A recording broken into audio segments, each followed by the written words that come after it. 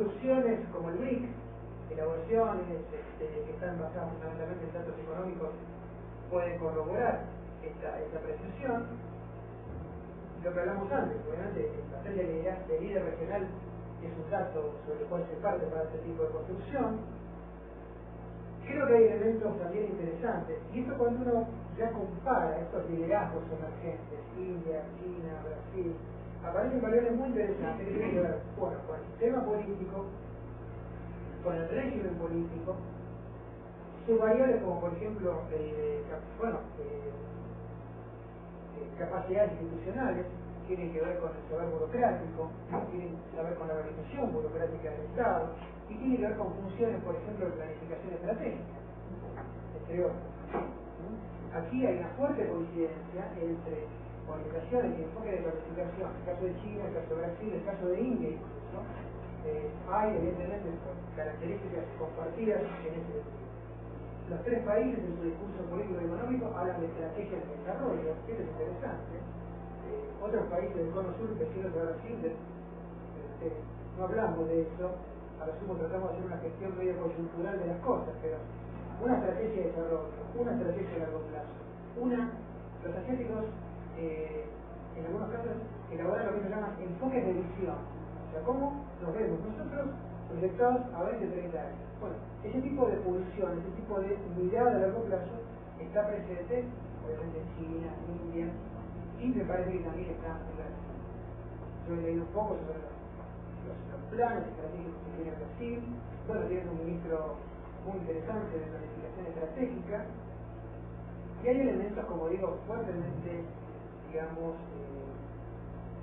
que operan como, digamos así, como fuerzas profundas, ¿no? Que de alguna manera son inmodificables con el paso del tiempo. Bueno, esos son datos que me parece que hacen a la convalidación o a la consolidación de una pretensión de liderazgo por parte de un país como Brasil, y obviamente en su conexión con otros países como el caso de China e India, y aquí obviamente se producen como condiciones comunes que van sosteniendo y van legitimando esa posición como futuros líderes mundiales. ¿Seguimos?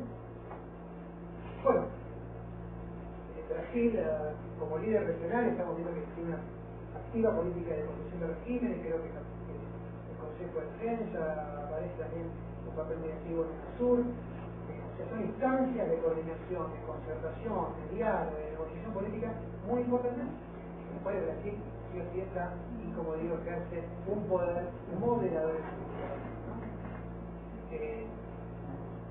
Los objetivos de Brasil son muy claros en su vinculación con Asia. Yo he tomado algunas notaciones de políticos y de economistas brasileños, de personalidades de Brasil. Todos hablan un poco como de invadir Asia, ¿no? Sobre todo a través de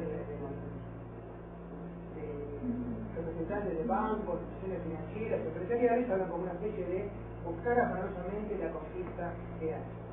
Yo diría que en términos de diálogo político, la relación es fuertemente intensa entre Brasil, China, India, con Japón también.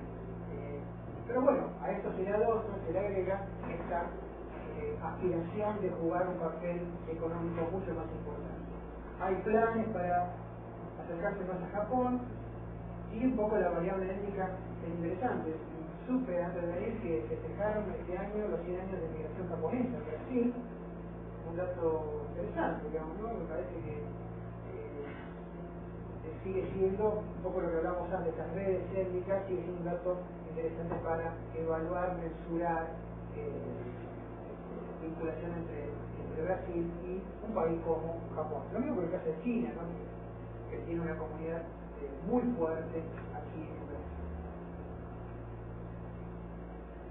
En el caso de China, asociación estratégica, esto ha sido dicho por muchos colegas, Severino Cabral, el profesor Vicentini, o sea, hay, como digo, todo un discurso teórico, una elaboración teórica aquí mismo en Brasil que soporta, sostiene y legitima esta interacción de Brasil con las principales potencias asiáticas en función de esta multipolaridad que se prevé surgirá a mediados del siglo.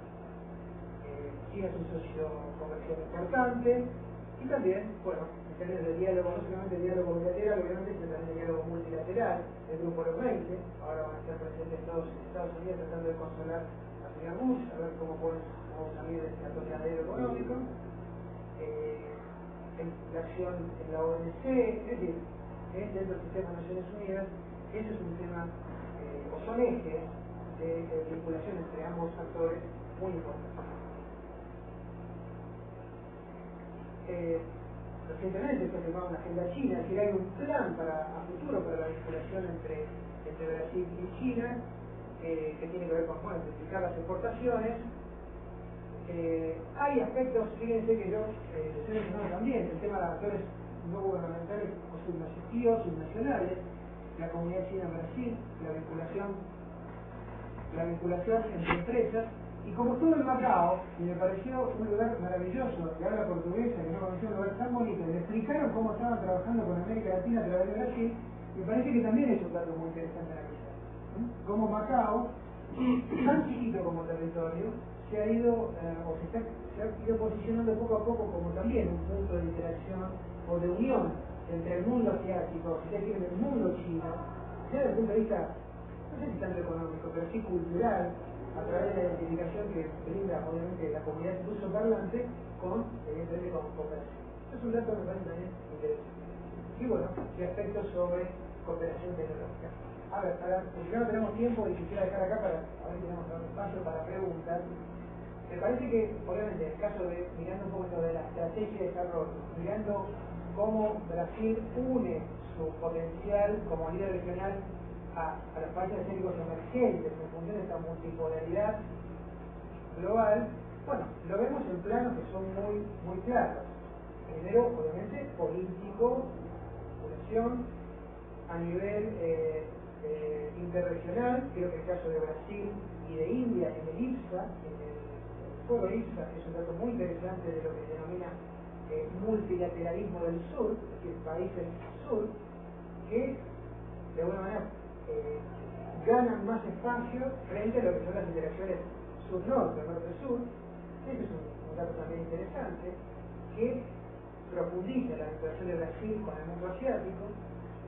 Y luego tenemos temas más duros o variables más duras para analizar, como es la vinculación empresarial a través de empresas transnacionales que son vehículos y difusores de cuestiones ligadas a investigación y desarrollo, bueno, obviamente comercio, obviamente inversiones, y un vector que me parece muy interesante, que Brasil hoy tiene muy desarrollado respecto de China y también de India, es el tema de cooperación tecnológica en industrias claves o en sectores claves. La no es cooperación tecnológica sectores de menor valor agregado, sino que es cooperación tecnológica en segmentos de alto valor agregado. Y este posicionamiento global, ¿no?, como digo, sectores como aeroespacial, telecomunicaciones, bueno, también son variables que pueden ser medibles para analizar o para convalidar aspiraciones de liderazgo global de un país como Brasil, repito, que se apoya, me parece, muy claramente para construir para convalidar su liderazgo regional y para construir una posición mucho más importante en el sistema internacional, se apoya